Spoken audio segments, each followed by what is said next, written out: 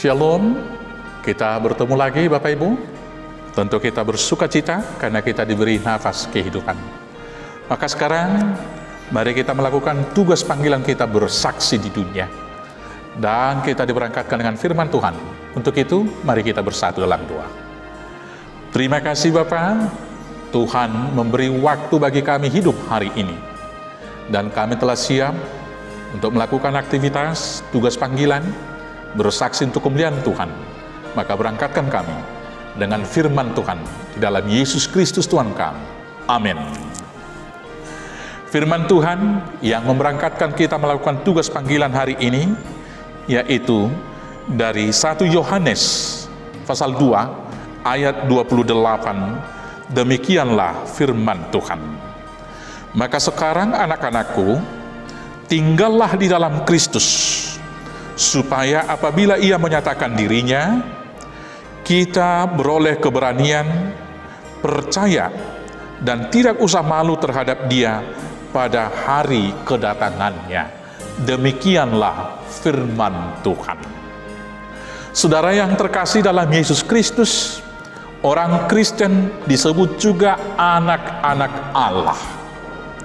Kita menjadi anak-anak Allah karena diperanakkan di dalam Kristus Yesus melalui baptisan kudus. Di dalam baptisan kudus, kita sudah satu di dalam kematian Yesus dan satu di dalam kebangkitannya.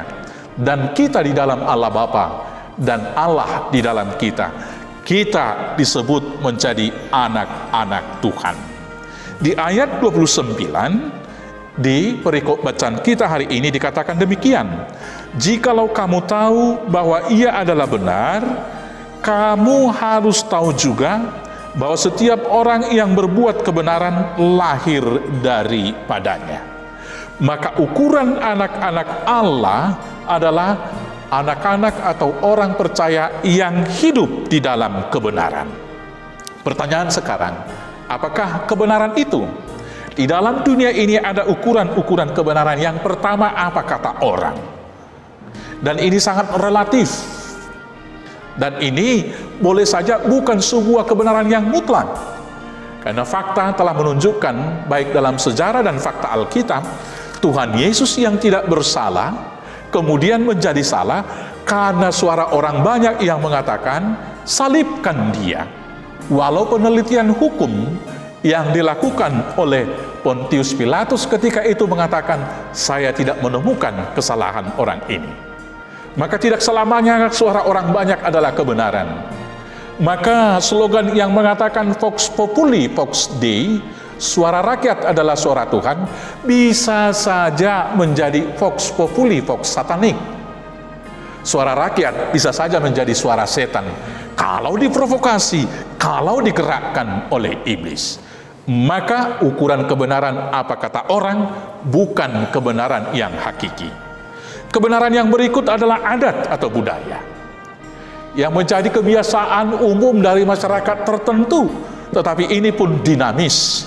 Maka kebenaran adat juga bukanlah kebenaran hakiki. Demikian norma dan peranata-peranata sosial selalu mengalami pergeseran-pergeseran.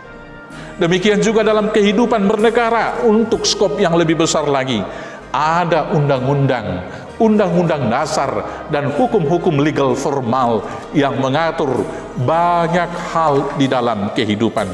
Dan itu pun sekali lagi bukan kebenaran yang hakiki. Kalau demikian, sebagai anak-anak Allah, apakah dasar kebenaran kita di dalam bertindak dan bersaksi dalam kehidupan? Ukuran kebenaran yang mutlak adalah firman Tuhan.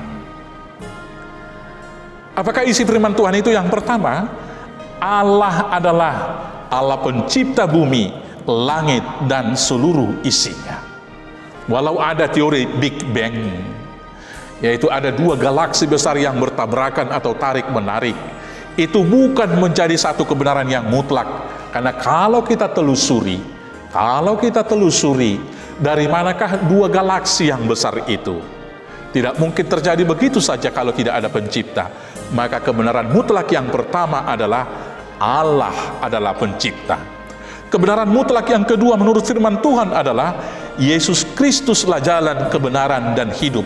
sebagaimana yang dikatakan dalam Yohanes 14 ayat 6. Kita harus percaya bahwa Yesus adalah Tuhan dan Raja di atas segala raja. Orang yang tidak percaya kepada Yesus dan menyangkal itu adalah antikristus. Itu yang dikatakan di dalam firman Tuhan ini. Kalau saya bacakan di 1 Yohanes 2 di ayat 22 dikatakan, siapakah pendusta itu? Bukankah dia yang menyangkal bahwa Yesus adalah Kristus? Dia itu adalah antikristus, yaitu dia yang menyangkal baik Bapa maupun Anak. Maka barang siapa yang menyangkal Yesus Kristus adalah Tuhan, dialah antikristus yang sesungguhnya. Kebenaran mutlak di dalam Alkitab adalah Roh Kudus yang membimbing.